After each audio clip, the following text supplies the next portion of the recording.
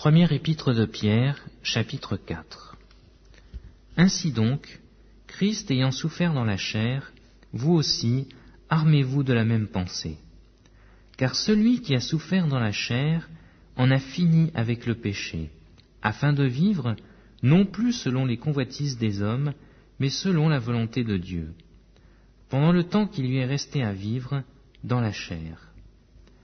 C'est assez en effet d'avoir dans les temps passés accompli la volonté des païens, en marchant dans la dissolution, les convoitises, les ivrogneries, les excès du manger et du boire, et les idolâtries criminelles. Aussi trouve-t-il étrange que vous ne vous précipitiez pas avec eux dans le même débordement de débauche, et ils vous calomnient. Ils rendront compte à celui qui est prêt à juger les vivants et les morts. Car l'Évangile a été aussi annoncé aux morts, afin que, après avoir été jugés comme les hommes quant à la chair, ils vivent selon Dieu quant à l'esprit. La fin de toute chose est proche. Soyez donc sages et sobres pour vaquer à la prière. Avant tout, ayez les uns pour les autres une ardente charité, car la charité couvre une multitude de péchés. Exercez l'hospitalité les uns envers les autres, sans murmure, comme de bons dispensateurs des diverses grâces de Dieu. Que chacun de vous mette au service des autres le don qu'il a reçu. Si quelqu'un parle, que ce soit comme annonçant les oracles de Dieu. Si quelqu'un remplit un ministère, qu'il le remplisse selon la force que Dieu communique, afin qu'en toute chose Dieu soit glorifié par Jésus-Christ, à qui appartiennent la gloire et la puissance au siècle des siècles. Amen. Bien-aimés, ne soyez pas surpris, comme d'une chose étrange qui vous arrive, de la fournaise qui est au milieu de vous pour vous éprouver. Réjouissez-vous au contraire de la part que vous avez aux souffrances de Christ, afin que vous soyez aussi dans la joie et dans l'allégresse lorsque sa gloire apparaîtra. Si vous êtes outragés pour le nom de Christ, vous êtes heureux, parce que l'Esprit de gloire, l'Esprit de Dieu repose sur vous. Il est blasphémé par eux, mais il est glorifié par vous. Que nul de vous, en effet, ne souffre comme meurtrier ou voleur ou malfaiteur, ou comme s'ingérant dans les affaires d'autrui. Mais si quelqu'un souffre comme chrétien, qu'il n'en ait point honte, et que plutôt il glorifie Dieu à cause de ce nom. Car c'est le moment où le jugement va commencer par la maison de Dieu. Or, si c'est par nous qu'il commence, quelle sera la fin de ceux qui n'obéissent pas à l'évangile de Dieu? Et si le juste se sauve avec peine, que deviendront l'impie et le pécheur? Ainsi que ceux qui souffrent selon la volonté de Dieu remettent leurs âmes au fidèle Créateur en faisant ce qui est bien.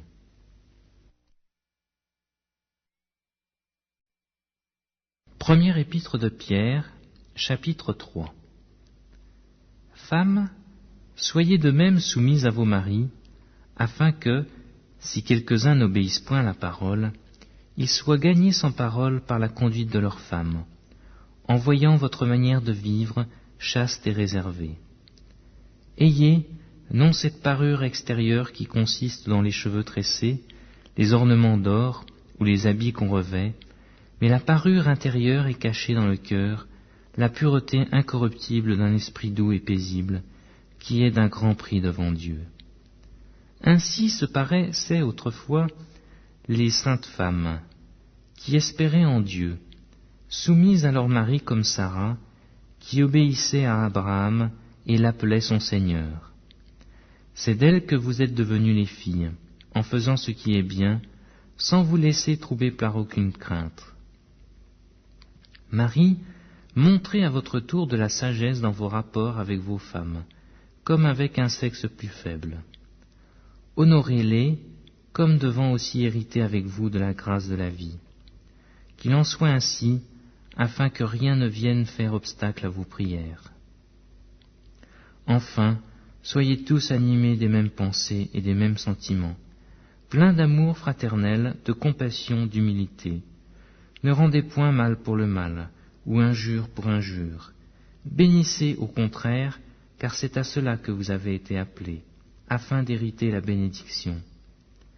Si quelqu'un en effet veut aimer la vie et voir des jours heureux, qu'il préserve sa langue du mal et ses lèvres des paroles trompeuses. Qu'il s'éloigne du mal et fasse le bien, qu'il recherche la paix et la poursuive. Car les yeux du Seigneur sont sur les justes, et ses oreilles sont attentives à leurs prières, mais la face du Seigneur est contre ceux qui font le mal. Et qui vous maltraitera si vous êtes zélés pour le bien? D'ailleurs, quand vous souffririez pour la justice, vous seriez heureux. N'ayez d'eux aucune crainte, et ne soyez pas troublés. Mais sanctifiez-vous dans vos cœurs, le Seigneur Dieu, étant toujours prêt à vous défendre, avec douceur et respect, devant quiconque vous demande raison de l'espérance qui est en vous, et ayant une bonne conscience, afin que là même où ils vous calomnient comme si vous étiez des malfaiteurs, ceux qui décrivent votre bonne conduite en Christ soient couverts de confusion. Car il vaut mieux souffrir, si telle est la volonté de Dieu, en faisant le bien qu'en faisant le mal. Christ aussi a souffert une fois pour les péchés, lui juste pour des injustes, afin de nous mener à Dieu, ayant été mis à mort quant à la chair, mais ayant été rendu vivant quant à l'esprit, dans lequel aussi il est allé prêcher aux esprits en prison, qui autrefois avaient été incrédules, lorsque la patience de Dieu se prolongeait, au jour de Noé, pendant la construction de l'arche dans laquelle un petit nombre de personnes, c'est-à-dire 8, furent sauvées à travers l'eau.